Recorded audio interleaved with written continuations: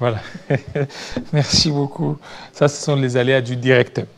Je comprends que Jocelyn Toumba, Rodrigue Ramadan. Jean-David Kilolo. Joyeuse fête. Merci et meilleurs vœux à vous pour cette nouvelle année qui commence. Et mes meilleurs vœux à la population congolaise et mais particulièrement à... Mais vous n'avez pas maigri, hein? Il fallait que vous maigrissiez parce que vous venez de la campagne. Hein? Ben écoutez, tout dépend de quel angle vous me regardez. Mais laissez-moi finir mes salutations à mes électeurs de la FUNA. Est-ce qu'ils ont voté pour vous?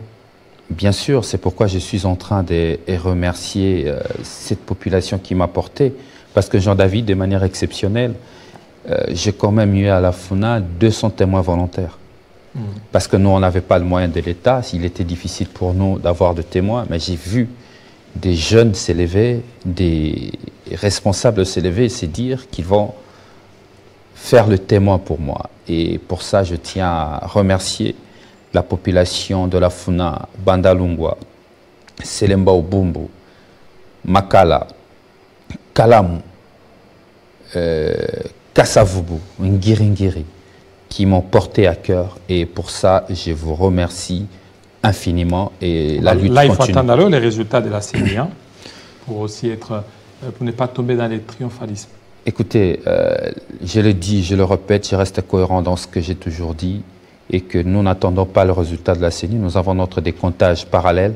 C'est des comptages parallèles qui étaient faits au niveau de la présidence et qui est fait aussi au niveau du législatif. C'est à partir de ces décomptages parallèles et à comparer avec les résultats de la CENI que nous pourrons tirer des conséquences. Voilà, tirer des conséquences. Comment se porte Dély Sesanga? Le président Sesanga se porte merveilleusement bien. Il est amorphe hein, ces derniers temps. Il a faune aussi. On dit qu'il a été battu à plate couture à Luiza. Écoutez, vous savez, cette bataille de Luiza ne date pas d'aujourd'hui. Même avec l'ancien régime, ils ont créé des personnes, ils ont créé des personnalités jusqu'à leur donner des postes ministériels, vous vous en souviendrez, jusqu'à aller faire de bourrage dur pour remplacer Dély Sesanga dans le cœur des habitants de sa circonscription, chose qui n'a jamais arrivé. Je crois que Dély Sesanga Luiza est une fierté, est un symbole de fierté. Il n'a pas été battu là. Je veux vous rappeler que Luiza a 4 sièges. Luiza a 4 sièges. Mais lorsqu'on parle de Luiza, on ne parle que de Sesanga. Luiza a 4 députés nationaux.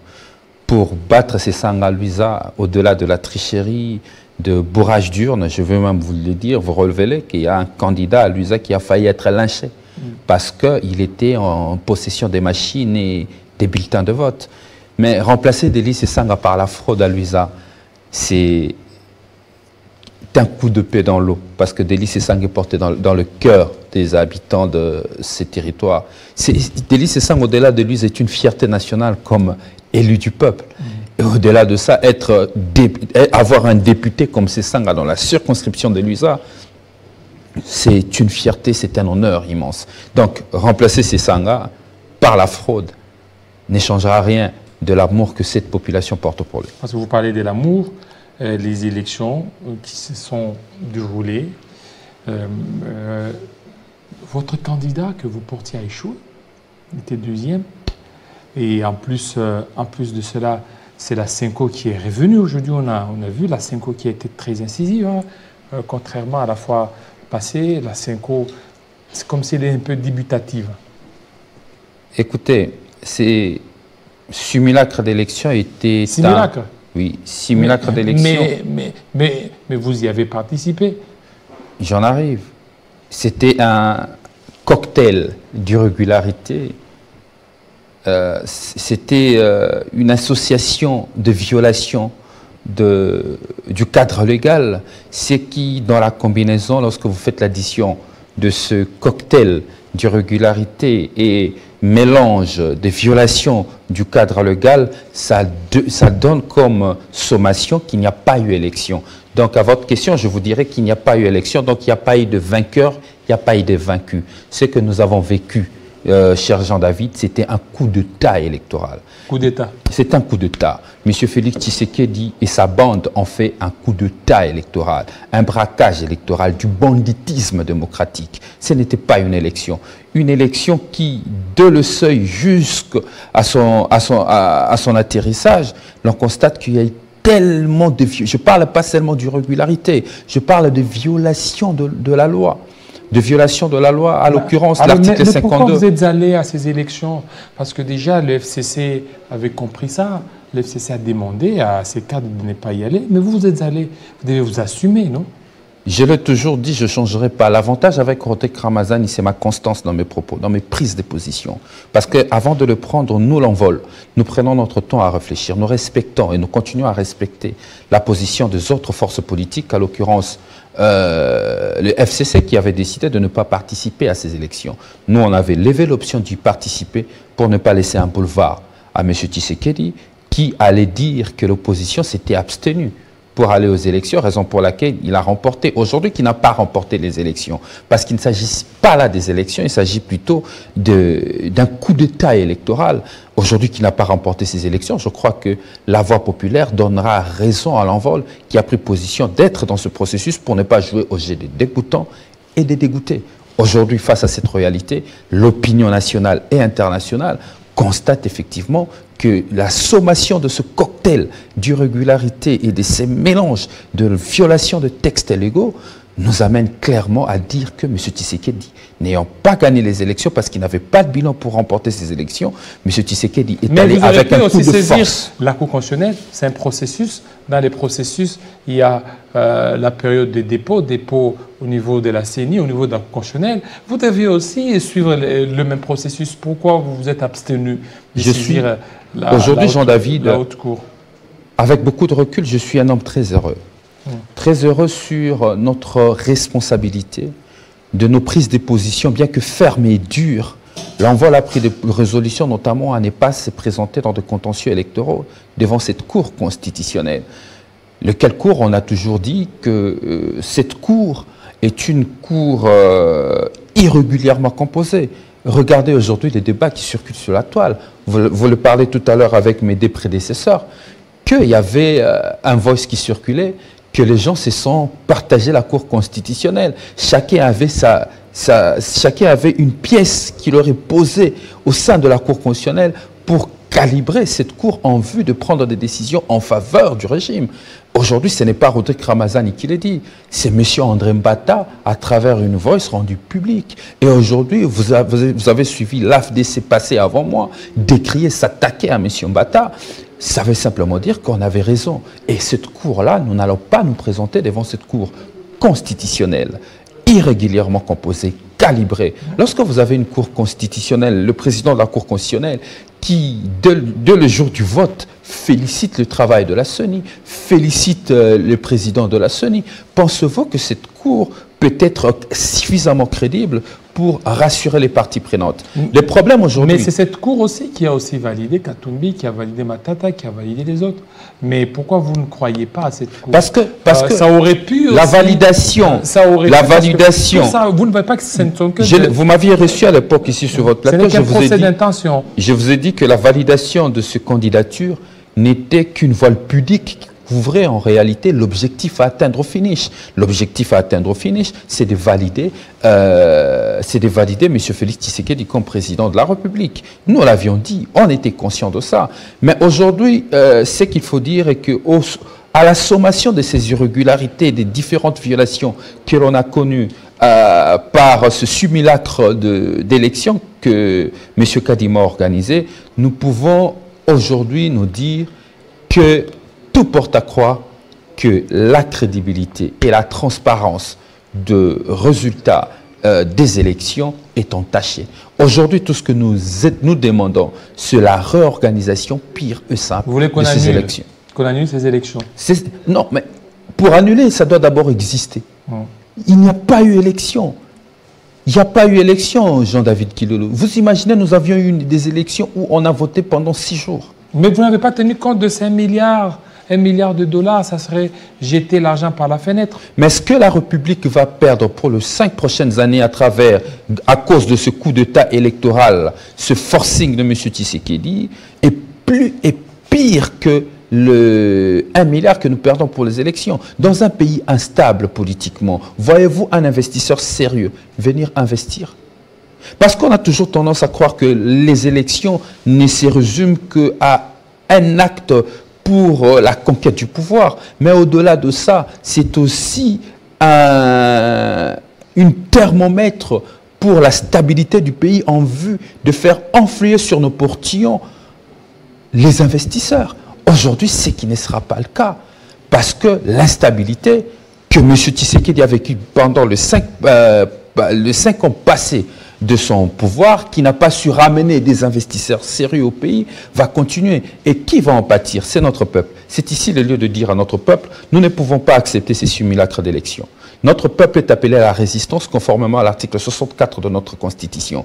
Parce que notre Constitution nous donne le devoir de résister. Mais n'oubliez pas que cet article-là, c'est une épée à double tranchant. Hein. C'est une épée à double tranchant. Cet même article parle de tout individu qui veut prendre le pouvoir, et aussi le pouvoir aussi peut aussi s'intercaler face à des personnes qui veulent certainement créer l'insurrection. Je suis aussi les communicateurs du pouvoir, la plupart revenir sur cette erreur d'interprétation, de compréhension de cette disposition, que je vais essayer de donner ma position là-dessus. L'article 64, c'est cet rempart pour la protection de notre démocratie, mais surtout de l'accession au pouvoir.